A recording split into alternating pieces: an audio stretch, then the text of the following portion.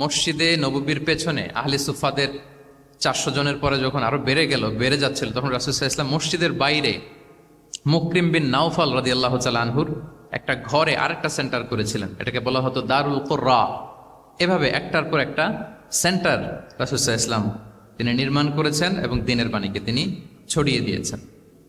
এবং এখান থেকে যারা শিক্ষা অর্জন করত, বেসিকলি তারা তো হেফজ করত, কোরআনের যে আয়াতগুলো নাজিল হতো এগুলো হেফজ করত, দিনের অন্যান্য বুনিয়াদী ব্যাপারে তারা শিক্ষা গ্রহণ করতেন। তো এই সাহাবীদেরকে কুররা বলা হতো। তাদেরকে আবার রাসূল সাল্লাল্লাহু আলাইহি ওয়াসাল্লাম বিভিন্ন এলাকাতে মুআল্লিম হিসেবে প্রেরণ করতেন। এটা রাসূল সাল্লাল্লাহু আলাইহি ওয়াসাল্লামের সুন্নাহ ছিল যে কোনো এলাকায় দিনের শিক্ষা দেওয়ার জন্য আগে মুআল্লিম পাঠাতেন। আমরা জানি যে হিজরতের আগে রাসূল সাল্লাল্লাহু আলাইহি ওয়াসাল্লামের আগেও তিনি মদিনাতে একজন সাহাবীকে পাঠিয়েছিলেন, মুসআব বিন উমাইর। এটা জানি না আমরা সবাই? মুসআব বিন উমাইরকে তিনি পাঠিয়েছিলেন। খুবই ড্যাশিং চেহারার ছিল, খুবই অ্যারিস্টোক্রেট একটা ফ্যামিলির ছিল। উনি এত চমৎকার পারফিউম ইউজ করতেন, উনি কোনো রাস্তা দিয়ে হেঁটে গেলে সবাই বুঝতো এই রাস্তা দিয়ে কিছুক্ষণ আগে হেঁটে গিয়েছে মুসআব বিন উমাইর। তো বাংলা একটা কথা আছে, আগে দর্শনদারি পরে গুণ বিচারী, এরকম একটা কথা আছে না?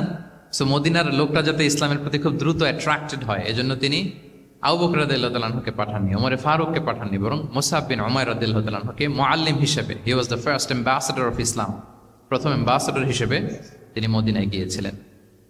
এবং মদিনাতে আহলে সুফার মধ্য থেকে যারা অগ্রগামী ছিল, দারুল কুররা থেকে যারা অগ্রগামী ছিল, তাদেরকে আল্লাহ রাসূল সাল্লাল্লাহু আলাইহি ওয়া আলিহি ওয়াসাল্লাম জ্ঞান বিতরণের জন্য, কোরআন শেখানোর জন্য বিভিন্ন জায়গায় পাঠাতেন।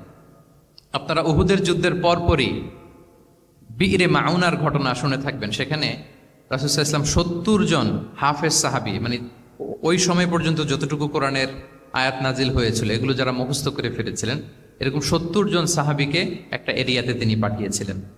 এবং এটা আসলে বিট্রে করেছিল তারা বলেছিল যে আমরা তাদেরকে নিয়ে যাব আমাদের এলাকায়, তারা দিন পৌঁছাবে। কিন্তু এই 70 জন সাহাবীকে বিট্রে করে তারা হত্যা করেছিল, ওনারা শাহীদ হয়েছিলেন। এবং এতে রাসূল সাল্লাল্লাহু আলাইহি ওয়াসাল্লাম অনেক কষ্ট পেয়েছিলেন। যে সমস্ত গোত্র এই কাজের সাথে জড়িত ছিল, টানা 1 মাস তাদের বিরুদ্ধে রাসূল সাল্লাল্লাহু আলাইহি ওয়াসাল্লাম বদদোয়া করেছেন, কুনুতে নাজিলা করেছেন ফজরের সালাতের পরে।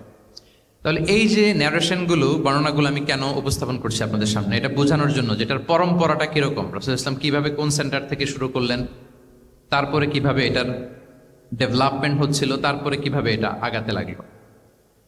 তাহলে রাসূল সাল্লাল্লাহু আলাইহি ওয়াসাল্লাম বিভিন্ন জায়গায় যে মুআল্লিম পাঠাতেন, এটা রেফারেন্স আমরা পেলাম যে তিনি তো এখানে শেখাচ্ছেন, যখন অনেক বেড়ে গেল, চাহিদা বাইরে অনেক বেশি, তিনি এখান থেকে ছাত্রদেরকে, সাহাবাদেরকে বিভিন্ন জায়গায় মুআল্লিম হিসেবে প্রেরণ করতেন।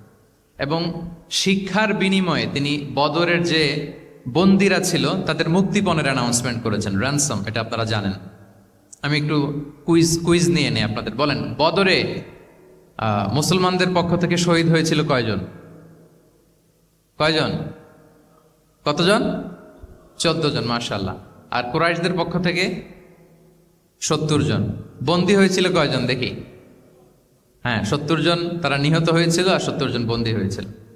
তো বদরের যুদ্ধে এই 70 জন যারা কুরাইশদের মধ্য থেকে বন্দী হয়েছিল, তাদের মুক্তিপণ হিসেবে ফিদিয়া, র্যানসম হিসেবে রাসূল সাল্লাল্লাহু আলাইহি ওয়াসাল্লাম 4000 দিরহামের অ্যানাউন্সমেন্ট করেছেন। মানে দিরহাম মানে হচ্ছে সিলভার কয়েন। আর তৎকালীন সময় দিনার হচ্ছে গোল্ড কয়েন আর দিরহাম মানে সিলভার কয়েন। তো রাসূল সাল্লাল্লাহু আলাইহি ওয়াসাল্লাম 4000 সিলভার কয়েনের ঘোষণা করেছেন যে তোমরা যদি মুক্তি পেতে চাও তাহলে 4000 রৌপ্য মুদ্রা দিয়ে, সিলভার কয়েন দিয়ে তারপরে তোমরা মুক্তি পেতে হবে। তখন তিনি অ্যানাউন্স করলেন যে কারো যদি এই সামর্থ্য না থাকে যে 4000 স্বর্ণ মুদ্রা দিয়ে তোমরা র্যানসম আদায় করতে পারবে না, তাহলে এই লোকদের মধ্য থেকে যারা লিখতে পড়তে জানে, তারা যদি মদিনার 10 জন শিশুকে লেখাপড়া শিখিয়ে দেয়, তাহলে এটা তাদের মুক্তিপণ হয়ে যাবে। আল্লাহু আকবার। তাহলে শিক্ষাটাকে রাসূল সাল্লাল্লাহু আলাইহি ওয়াসাল্লাম কিভাবে দেখতেন, এটাকে কতটা গুরুত্ব দিতেন। তখন কিন্তু মুসলমানদের আর্থিকভাবে খুব কঠিন অবস্থা যাচ্ছিল, তখন এই জাতীয় ফিদিয়াগুলো, র্যানসমগুলো খুব জরুরি ছিল। তারপরে তিনি ঘোষণা করেছেন যাদের সামর্থ্য নাই, তারা যদি লিখতে পড়তে জানে, মদিনার 10 জন ছেলে মেয়েকে তারা যদি লেখাপড়া শিখিয়ে দিতে পারে, এইটা তাদের মুক্তিপণ হিসেবে কনসিডার করা হবে। আল্লাহু আকবার। তাহলে সম্মানিত সুধী, আমরা সেই ইব্রাহিম আলাইহিস সালাতু ওয়াস সালামের দোয়া থেকে শুরু করে বদরের যুদ্ধ পর্যন্ত চলে আসলাম যে রাসূল সাল্লাল্লাহু আলাইহি ওয়াসাল্লাম শিক্ষাটাকে, এডুকেশনকে এবং শিক্ষার বাণীকে বিশ্বময় ছড়িয়ে দিতে তিনি কিরকম পদক্ষেপ নিয়েছেন, ওভারঅল একটা আমরা আইডিয়া পেয়েছি।